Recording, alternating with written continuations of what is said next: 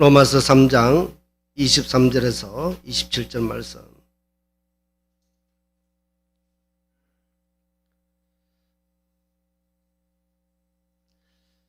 봉독하겠습니다.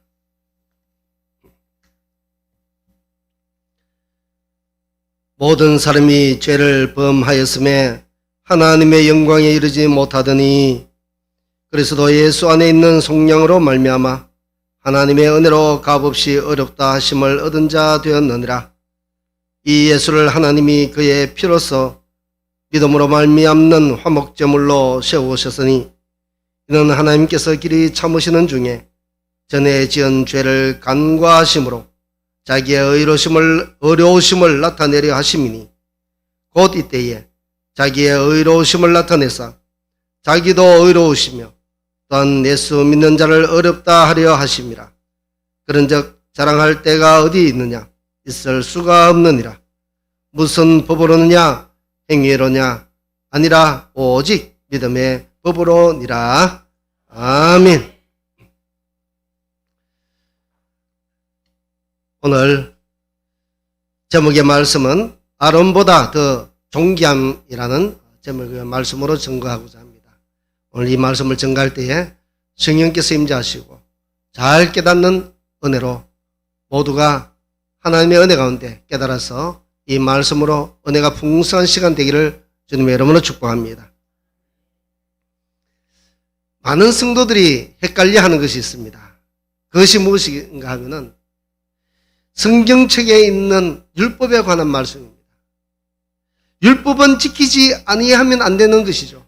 그래서 꼭 율법을 지켜야 구원을 받는다고 그 옛날 구약 성경에는 그렇게 되어 있다는 것입니다. 그래서 이스라엘 백성들에게는 이 율법과는 떨어질 수 없는 그런 불가분의 관계를 가지고 있습니다. 그래서 그 백성들에게는 십계명과 함께 지켜야 할 것들과 또 행동해야 될 것, 그리고 절대로 하지 말아야 될 것, 그리고 반드시 해야 될 일들, 생활 곳곳에 이 율법으로 통하여 모든 것이 이루어지고 있더라는 것입니다. 많은 부분에서 성경은 그것을 꼭 지켜야 된다고, 율법을 지켜야 된다고 말씀하고 있습니다. 율법 안에는 십계명을 비롯해서 법령, 그리고 또 규례, 교훈, 명령, 또 생활의 전반적인 모든 것을 다 담고 있습니다. 그래서 이 이스라엘 백성들은 이 율법을 잘 지키느냐, 잘 지키지 못하느냐에 따라서 하나님의 복이 자기에게 임하느냐 아니면 저주가 임하느냐 여기에 달려있다고 보았기 때문에 이 이스라엘 백성들은 굉장히 엄격하게 율법을 지켜야만 했습니다.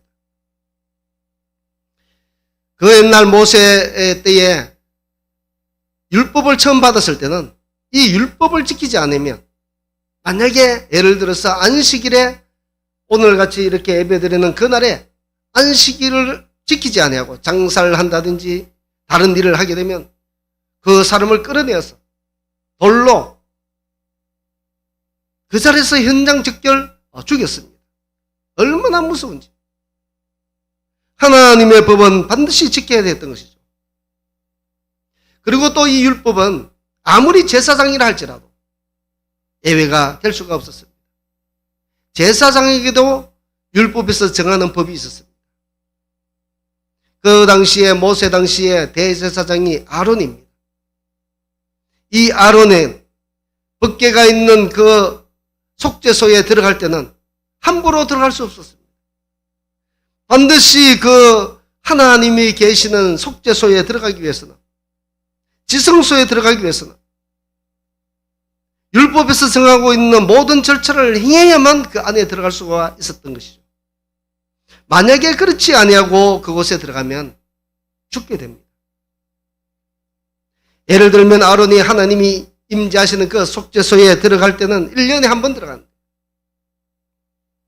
그런데 그곳에 들어가면 이 대제사장이라 할지라도 소를 잡아서 그리고 그 피로 자기의 집안과 자기와 모든 자녀들과 이런 것들을 위해서 속죄 제사를 지내야 했던 것입니다.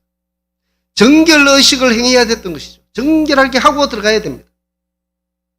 또 그뿐만 아니라 거룩한 지성소에 들어갈 때는 이 대제사장 아론은 두 손에 향로에 분향할 향을 가득히 두 손으로 담아서 그것을 가지고 분향단에 분향을 합니다. 그러면 그 불에 이 향이 태워집니다. 그러면 이 향이 그곳에 가득 차게 되죠. 왜 가득 차게 해야 되냐?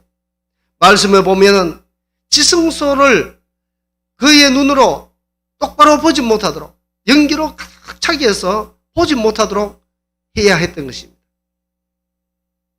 그리고 또 그뿐만 아니라 이 아론은 수소송아지를 피를 가지고 그곳에 들어가서 손가락에 찍어서 지성소를 향해서 7번 뿌려야 됩니다. 그렇게 하지 않으면 안 되었습니다. 그리고 또 그뿐만 아니라 대제사장 아론은 거룩한 세마포 옷을 입고 들어가야 되는데, 그러니까 평상시 입는 옷이 아니라 그 안에 들어가는 특별한 내복으로 갖추고 들어가야 된다는 것이죠. 자, 그러기 위해서는 어떻게 됩니까? 평상시 땀내 나는 몸으로 들어간 것이 아니라 그곳에 들어갈 때는 이 세마포 옷을 입기 전에 깨끗하게 자신의 전신을 씻고 들어가야 했던 것입니다. 대제사장 이 아론, 그는 왜 이렇게 힘든 일을 행하고 들어가야 했을까요? 레위기 16장에서는 이렇게 말씀하고 있습니다. 만약에 그렇게 하지 않으면 죽기 때문에, 하나님이 정하신 그 법대로 하지 않으면 죽기 때문에 이 아론은 반드시 그 율법대로 행하고 지성소에 들어가게 되어 있었던 것입니다. 모세의 형이자 하나님이 세우신 첫 대제사장입니다. 그리고 이 아론은 누구입니까? 하나님의 기적을 친히 보았던 사람입니다. 그리고 10가지 애굽의 재앙을 내릴 때도 이 아론을 통해서 내렸던 것이죠.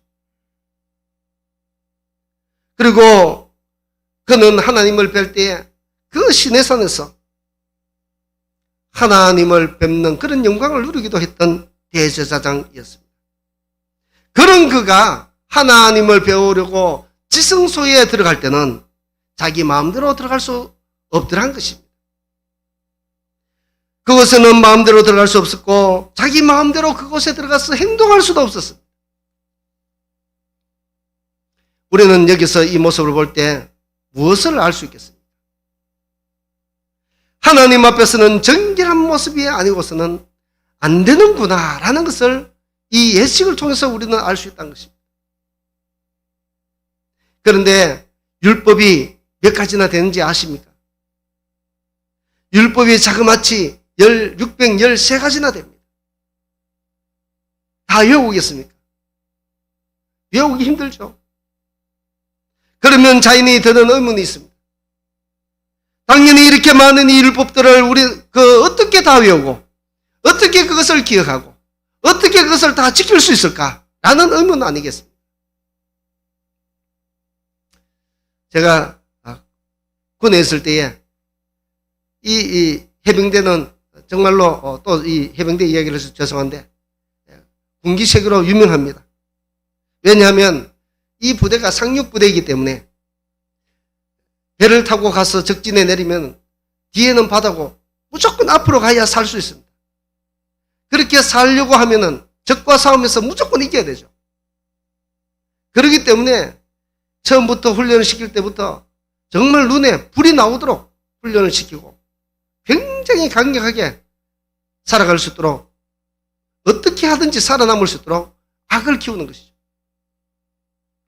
자, 그럼에도 불구하고 그렇게 훈련을 잘 받았지만 자대에 가서 배치받고 또 스님들하고 생활하다 보면 어떤 일이 생깁니까? 스님이 무슨 말을 하면은 그것을 잊어버릴 때가 있습니다. 그렇게 군기세인데도 말한 것을 지키지 않으면 얼마나 많이 맞는지 모릅니다. 그럼에도 불구하고 깜빡깜빡할 때가 있더란 것이죠. 그래서 때로는 잊어버려서 맞기도 하고 때로는 행동을 잘못해서 맞기도 하고, 또 때로는 경계 근무를 똑바로 쓰지 못해서 맞기도 하고, 그렇게 힘들게 많이 맞아도 또 그런 일이 반복되더라는 것입니다. 자, 제가 지금 무슨 말씀을 드리고자 하는가 하면은, 그렇게 맞아도 실수하는데 잘못하는 경우도 있던데, 하물며 613가지나 되는 이 율법을 어떻게 다 외우고 어떻게 다 그것을 지켜내겠느냐라는 것이죠. 어떻게 실수 안 하고 잘 지켜낼 수 있겠습니까? 한마디로 불가능에 가까운 것이겠죠. 아론에게는, 대제사장 이 아론에게는 4명의 아들이 있었습니다. 그런데 자기 그 아들 중에 4명 중에 2명이 먼저 죽어버렸습니다. 왜 죽었는가 보니까 그 이름이 나답과 아비후인데, 하나님이 분향단에 불을 피울 때는 하나님이 말씀하신 거룩한 불로 그 불씨를 끄트리지 않고 계속 불을 붙여야 됩니다. 그런데 이 나답과 아비후가 하나님의 말씀을, 다시 말해서 율법을 어기고 다른 곳에 있는 불을 가져와서 이 불이나 저 불이나 다 괜찮지 하고 가서 불을 가져와서 분향단에 있는, 성소 안에 있는 그 분향단에 불을 붙일 때에 그는 둘 다 하나님으로부터 징계를 받아서 그 자리에서 적사했습니다. 이처럼 율법을 지킨다는 것은 얼마나 그런지 모릅니다. 너무너무 어렵습니다. 그렇게 지키기 힘든 율법임에도 우리 하나님은 다 아시죠. 그럼에도 하나님은 그 율법을 지키라고 주셨던 것입니다. 왜 주셨을까요?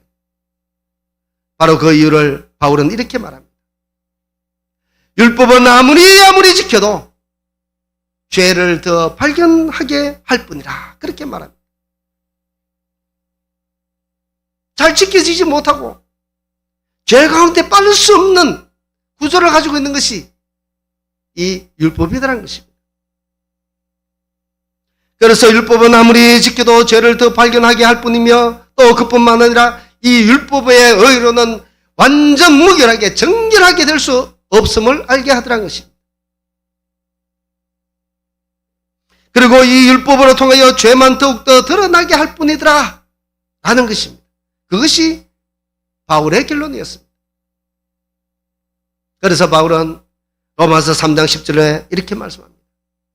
기록된 바 의는 없나니 하나도 없다 라고 선포하였습니다. 아무도 율법의 의로는 거룩함을 지켜낼 수가 없더라는 것입니다. 이처럼 율법은 지키면 지킬수록 더욱더 자신이 죄인임을 깨달을 수밖에 없는 그런 구조를 가지고 있더라는 것입니다. 로마서 3장 19절에서 20절 말씀에 보면 이렇게 말씀합니다. 제가 한번 읽어보겠습니다. 율법 아래에 있는 자들은 모두 하나님의 심판 아래에 있음을 알게 하는 것이고, 제가 조금 어이하겠습니다. 율법 아래에 있는 자들은 모두 하나님의 심판 아래에 있음을 알게 하는 것이고, 율법의 행위로는 어떤 누구도 하나님 앞에서 의롭다 하심을 얻을 육체가 없느니라, 그렇게 말씀하고 있습니다. 그래서 하나님은 이 율법으로 통해서 어렵게 되지 못하는 그것을 해결할 방법을 하나님이 주셨다는 것입니다. 바로 그것이 율법 외에 다른 한 의를 주셨다, 그렇게 표현하고 있는 것입니다. 바로 이 의는 어떤 의인가? 이미 이 의는 율법과 선지자로부터 오래전부터 예언되어 내려오던 것이었습니다. 바로 그가 하나님의 아들이요 이 세상에 오신 예수 그리스도라는 것입니다. 그 의가 예수님이시더라는 것이죠. 이 예수님을 대표한 일들은 성경에 오래전부터 나타나 있습니다. 하나님이 태초에 세상을 만드시고 사람을 만드는데 그가 아담과 하와입니다. 아담과 하와가 하나님의 명령을 지키지 않고 타락했습니다. 그렇게 타락한 아담에게 가죽옷을 지어 입히시고 사단에게 저주를 합니다. 창세기 3장 15절의 말씀 보면 내가 너로 여자와 원수가 되게 하고 내 후손도 여자의 후손과 원수가 되게 하리니 여자의 후손은 내 머리를 상하게 할 것이요 너는 그의 발꿈치를 상하게 할 것이라 이렇게 말씀하셨습니다. 이 말씀이 최초로 원시 복음이었습니다. 예수 그리스도를 통해서 사단의 머리를 밟을 것임을 예고하는 그런 말씀이었던 것입니다. 그래서 이것을 원시 복음이라, 최초의 복음이라는 것이죠. 그 후에 하나님은 아브라함에게 약속했습니다. 너의 자녀들의 후손들이 애굽에서 400년 동안 종살이 하다가 이후에 그 가나안 땅으로 그들을 모두 인도해낼 것이다. 그렇게 말씀했던 적이 있습니다. 자, 그런데 그곳에서 종살이 할 때에 그 애굽의 바로 왕이 보내주지 않았습니다. 그래서 하나님은 그 재앙을 9가지나 내렸는데 보내주지 않자 마지막 장자를 죽이는 재앙을 내리게 됩니다. 이 애굽의 모든 장자를 죽이는 재앙, 이것을 내리실 때에 하나님은 모세에게 그 이스라엘 백성들에게 행할 것을 이야기했습니다. 무엇인가 하면 어린 양을 잡아서 너희 백성들은 그 문 지방과 임방에 피를 발라서 목숨을 구해라. 내 장자들이 죽지 않도록 목숨을 구해라 한 것입니다. 그래서 이 말을 들었던 모든 이스라엘 백성들은 양을 잡아서 그 피로 자기의 집에 들어오는 출입구에 다 발랐습니다. 그랬더니 피를 발랐던 모든 집의 장자들은 다 살았고 피를 바르지 못했던 그 애굽의 모든 집에 종부터 고관 또 왕에 이르기까지 모든 장자는 다 죽었습니다. 자, 이렇게 했던 사건이 바로 예수님의 그 십자가의 보혈의 사건으로 구원받게 될 것임을 이 유월절로 통해서 예고되어졌던 것입니다. 그리고 또 이사야 선지자가 말씀한 그 이사야 선지자가 기록한 53장의 말씀 보면 거기에도 오실 예수에 대해서 자세하게 설명하고 있더라는 것입니다. 그뿐만 아니라 성경 곳곳에 예수 그리스도가 오실 것을 이미 많은 곳에 예고되어져 왔던 것입니다. 그런데 문제는 예수님을 어떻게 해야 우리가 구원받을 수 있게 되고 어떻게 해야 우리가 정결하게 될 것인가? 속죄함을 받을 수 있을 것인가? 라는 문제가 생기게 되죠. 바울은 그 단계를 이렇게 이야기합니다. 오늘 본문 25절과 26절 말씀 보면 첫째는 예수님이 우리 죄를 위해서 십자가에 피를 흘리셨는데 목숨으로 우리의 모든 죄를 대속해 주셨습니다. 그런데 그 은혜를 믿는 단계가 있어야 된다는 것입니다. 반드시 그것을 믿어야 된다는 것이죠. 예수님이 우리를 대속해서 자기의 목숨을 버리신 것을 믿는 믿음을 가지고 있어야 된다는 것입니다. 둘째는 믿는 그 믿음을 보시고 하나님이 그를 의로 여기신다는 것입니다. 우리는 믿었을 뿐인데 하나님은 그것을 보시고 구원해 주신다는 것이죠. 그것을 보시고 우리의 모든 죄를 다 사해 주신다는 것입니다. 즉 다시 말해서 율법을 내서 지켜서 어린 양을 잡아서 그 피로 모든 죄를 속하는 것이 아니라 그래서 구원받는 것이 아니라 다만 예수님을 믿기만 하면 우리의 모든 죄를 다 용서해 주시고 그 어떤 죄라도 눈과 같이 양털과 같이 희게 해 주신다고 하셨습니다. 그리고 그것을 의로 여기시고 구원의 은총을 베풀어 주신다는 것입니다. 왜 이렇게 하시는가? 하나님은 왜 이렇게 하셨는가?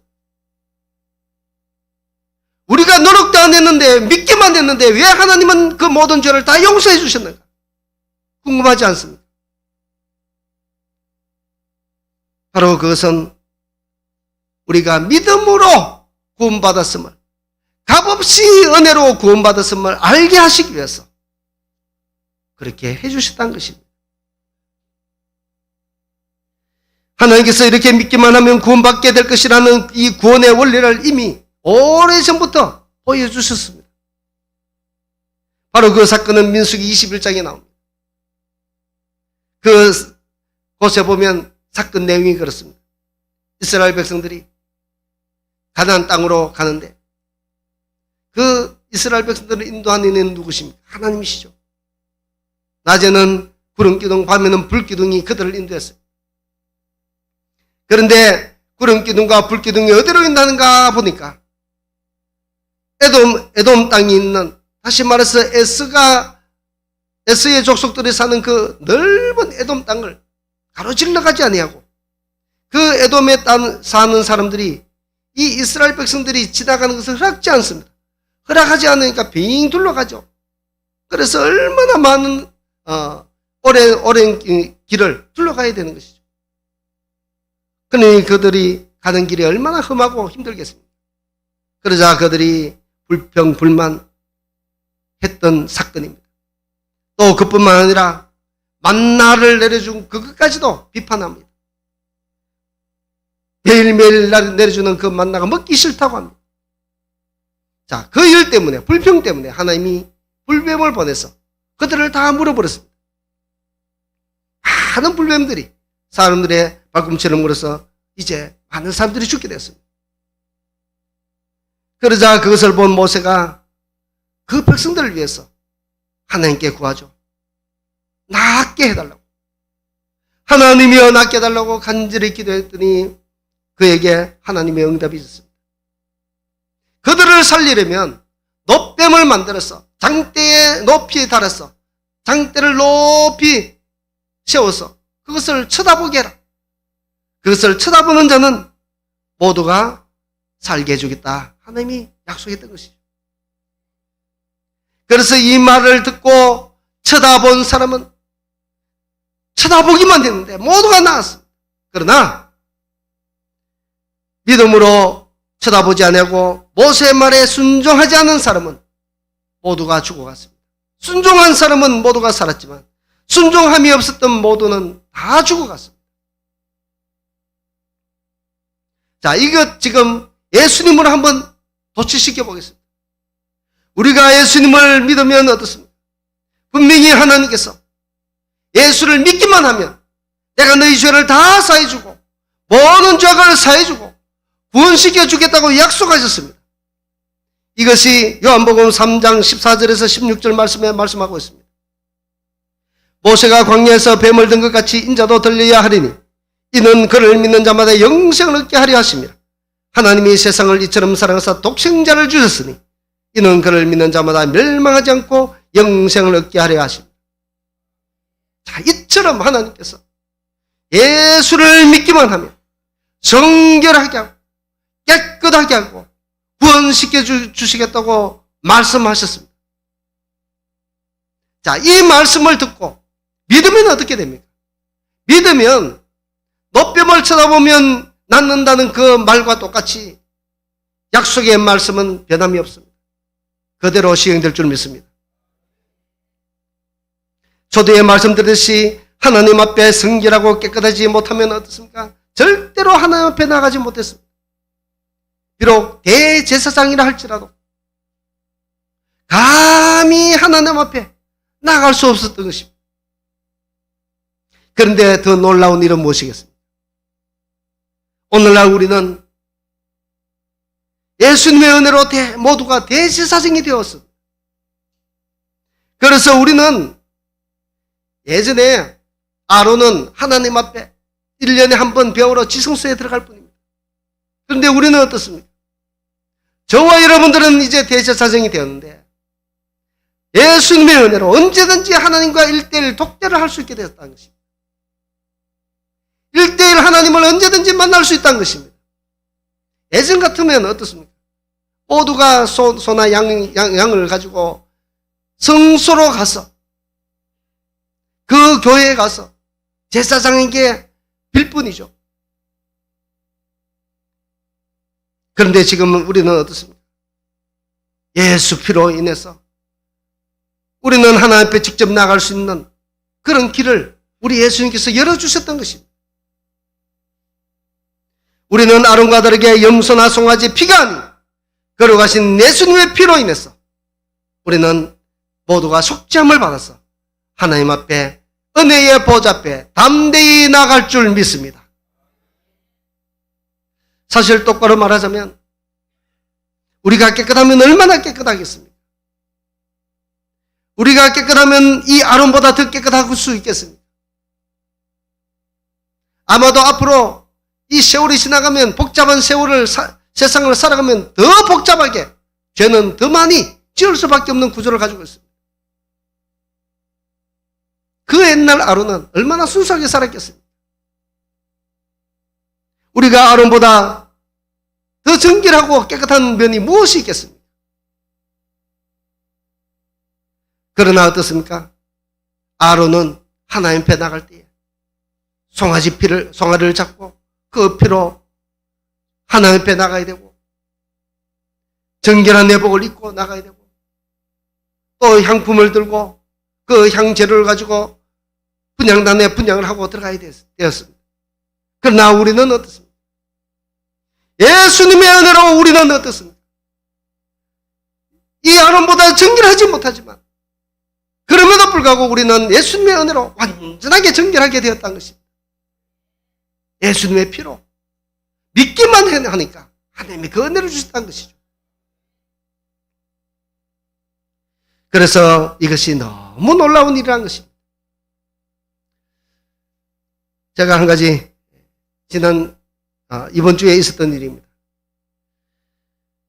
월요일에 컴퓨터 작업을 하다가 무엇을 제가 찬양을 다운받는 것을 했는데 찬양을 다운받았는데 아무리 다운을 받아도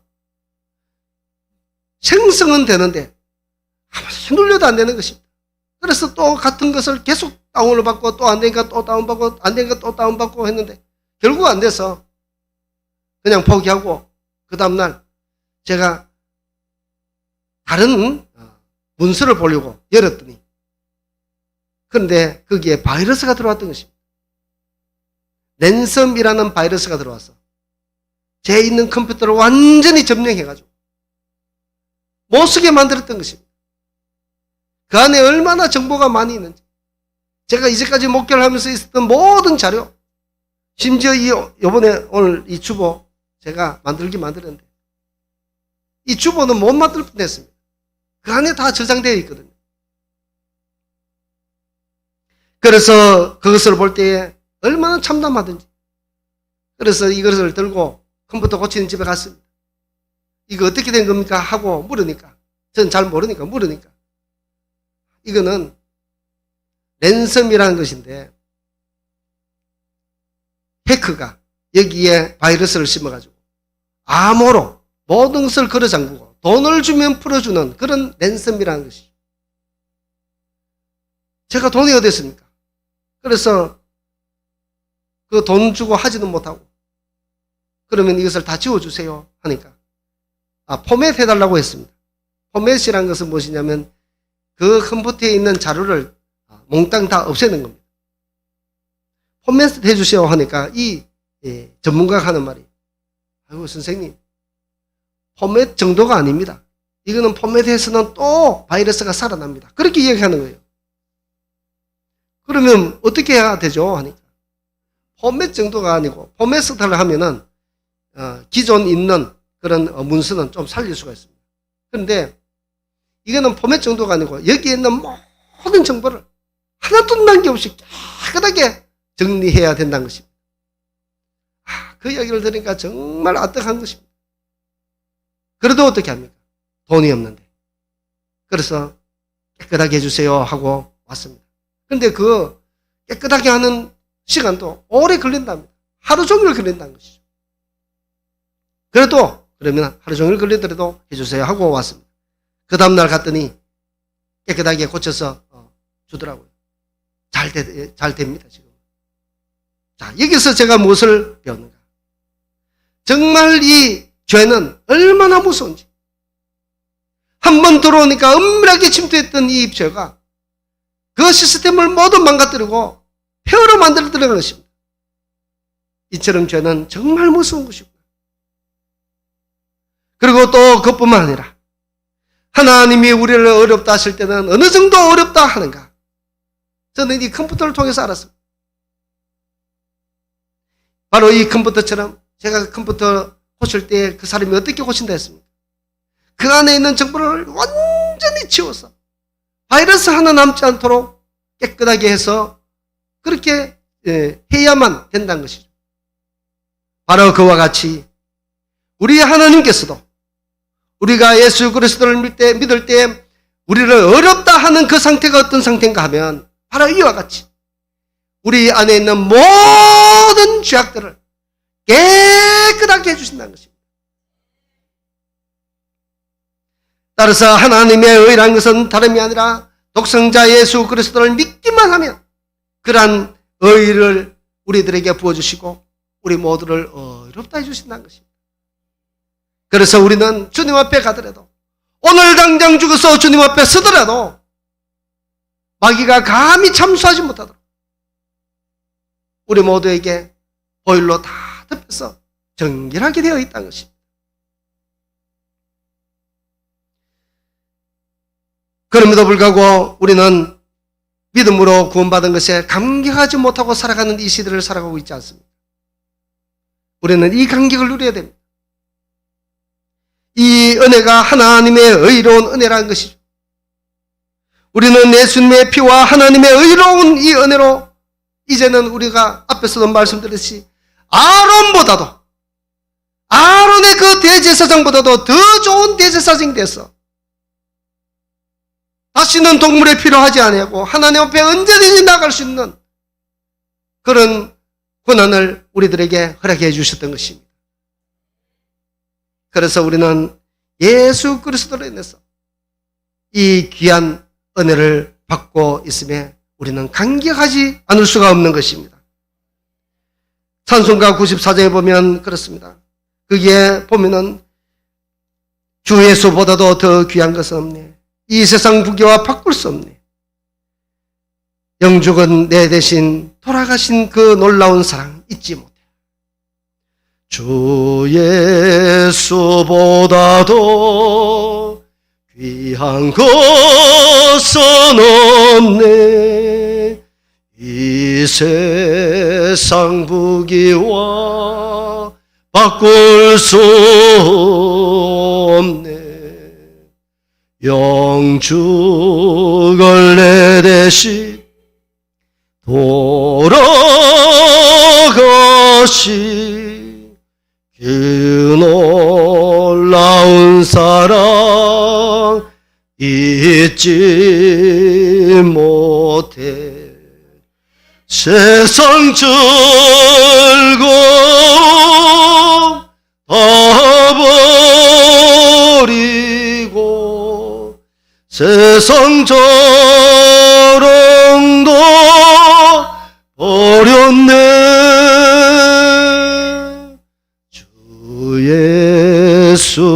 예수보다도 귀한 것은 없네. 예수 밖에는 없네. 아멘.